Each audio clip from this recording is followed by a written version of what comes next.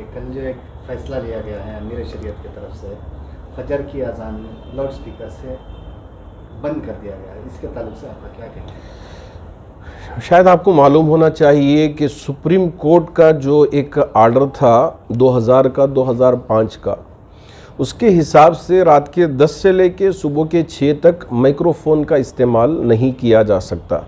میں اگر ایک چھوٹی مثال آپ کو ذرا دے کے سمجھاؤں تو بات سمجھنا آسان ہوگا۔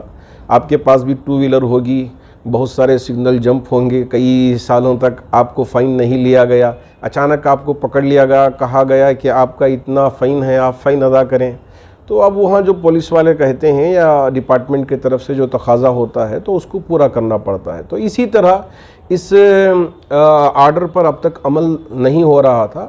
اب کچھ شرپسند ہی صحیح یا کچھ لوگ تو اس سلسلے میں کچھ شرارت کرنا چاہے تو اب حکومت نے ایک سرکولر سب کے لیے جاری کیا ہے، چاہے وہ مسلمان ہو، چاہے ہندو ہو یا کوئی اور مذہب سے تعلق رکھنے والے ہوں، سب کے لیے ایک سرکولر ہے۔ تو اس لیے ہم اپنے لیے خاص کر لینا یہ مناسب نہیں ہے۔ تو رات کے 10 بجے سے صبح کے 6 بجے تک اب اس میں اذان فجر ہوتی ہے، تو اب اس کو بند نہیں کیا گیا ہے، اندر اذان ہوگی، اذان آپ کی ہوگی انشاءاللہ۔ جیسے حضرت ابراہیم نے وہاں کھڑے ہو کے آواز لگائی تھی تو اللہ نے پورے لوگوں تک آواز پہنچائی تھی، انشاءاللہ ہماری یہ آواز لوگوں تک بھی پہنچے گی اور سب کے دلوں پہ اثر کرے گی۔ اب کیا کرنا ہے اس وقت؟ تو ایک تو یہ ہے کہ فجر کی اذان ہم اندر اسپیکر کے اندر دے لینا چاہتے ہیں تو وہ دیں، باہر آواز نہ آئے اس کا آپ خیال کر لیں، اور بغیر مائک کے بھی اگر دینا چاہیں تو اس کی بھی گنجائش ہے۔ یہ دوسری بات ہوئی۔ اور دوسری جو اذانیں ہیں، ان اذانوں کے سلسلے میں یا میناروں سے اسپیکرز ہٹانا یا پونگے ہٹانا، اس کی کوئی بات نہیں ہے۔ بات یہ ہے کہ آپ کی ویلیوم لیمٹ کتنے ڈی بی میں ہونا، اتنی صرف۔ تو اس کے لیے حضرات علماء نے ایک ڈیوائس تیار کروایا ہے، یہ آپ لگوا لیں تو آپ کے لیے وہاں وہ اسپیکر اتار رہے ہیں یا پونگے اتار رہے ہیں، جیسے اور اسٹیٹوں کے اندر کیا گیا اور دکھایا گیا۔ یہاں ہمارے اسٹیٹ میں اس طرح کی کوئی پریشانی نہیں ہے الحمدللہ۔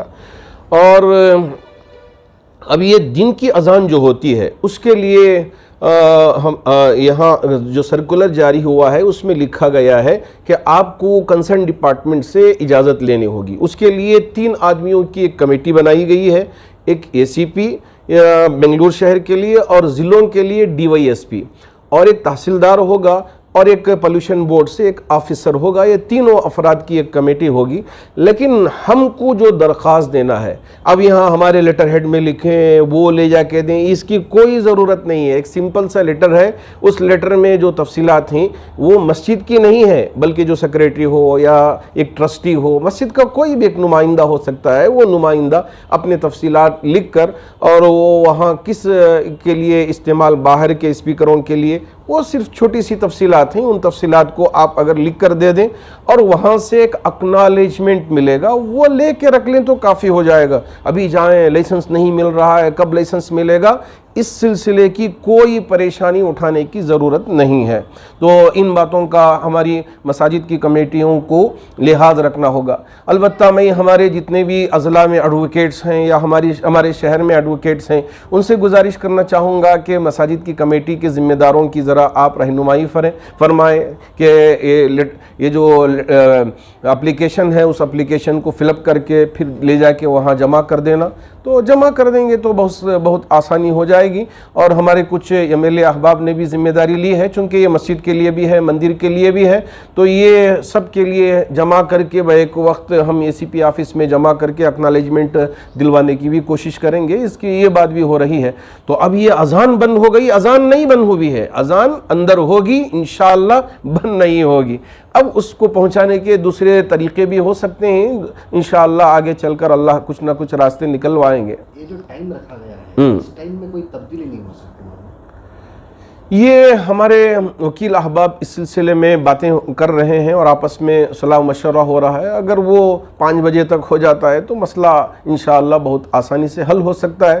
ہم امید کرتے ہیں کہ ہمارے وکیل احباب اس پر جلد از جلد بہت ضروری کام کریں گے اور کام کر کے ہمارے لیے راحت بخشیں گے۔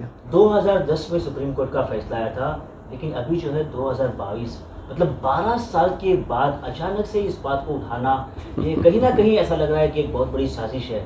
تو آپ کیا سوچتے ہو مولانا اس بارے میں؟ جب کسی ریاست میں الیکشن آتا ہے تو بہت ساری ایسی سازشیں رچی جاتی ہیں اور پری پلان ہوتے ہیں. تو ایسی صورت میں ہم کو حکمت عملی، دور اندیشی اور سمجھداری سے کام لینا وقت کا اہم ترین تقاضا ہوتا ہے. تو یہ یہی چاہتے ہیں کہ ہم کو الجھائیں اور ہم کو اس میں لا کے پھنسائیں اور ہماری بدنامی کرنے کی کوشش کریں، یہ وہ چاہتے ہیں. تو ایسی صورت میں حضرات علماء اور یہ دانشوران اور ہماری سیاسی رہنما اور وکلاء حضرات بیٹھ کے غور و فکر کرنے کے بعد جب ایک ڈیسیشن لیے ہیں تو یہ ہماری جتنی بھی عوام ہے یا ہمارے مساجد کی کمیٹیوں کی ذمہ دار احباب ہیں، اس کی طرف توجہ کرنا چاہیے اور ان کی باتوں پہ عمل کرنا چاہیے. ابھی آپ نے بتایا فارم بہت آسان ہے، لیکن کئی سارے لوگ فون کر رہے ہیں، ان کو سمجھ میں نہیں آ رہا ہے کہ یہ فارم کدھر سے لینا ہے. کیا اس کے لیے کوئی ترتیب بنائی ہے؟ یہ ہم آپ کو پی ڈی ایف فارم بھیج دیں گے. اور یہ ہے کہ ہمارے بہت سارے جتنے بھی یوٹیوبرس ہیں ان کے فون نمبرز آپ لے لیں، تو وہاں یا تو واٹس اپ کر دیں یا ان کو فیس بک میں کچھ میسیج ڈال دیں، تو انشاءاللہ پی ڈی ایف فارم آپ تک پہنچا دیا جائے گا. اس کی پرنٹ نکال لیں، لے جا کے سبمٹ کر دیں. یہ بہت آسان ہے. عوام کے لیے آپ کی طرف سے ایک پیغام ہوگا، جو لوگ گھبرا گئے ہیں ان کے لیے؟ میں سب سے پہلے عوام سے یہ کہنا چاہوں گا کہ اذان بند نہیں کی گئی، اذان ہوگی انشاءاللہ. اذان کے ہونے میں کسی طرح کی کوئی رکاوٹ نہیں ہے.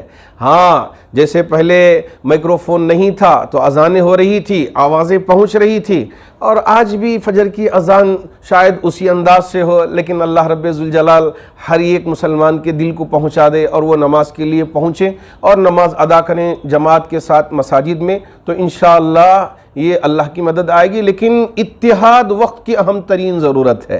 اگر ہم اتحاد چھوڑ کے آپس میں بٹ کے ایک دوسرے کو نیچا گرانے کی ہم کوشش کرتے رہیں گے تو اس سے ہماری قوم کو گرانا آسان ہو جائے گا.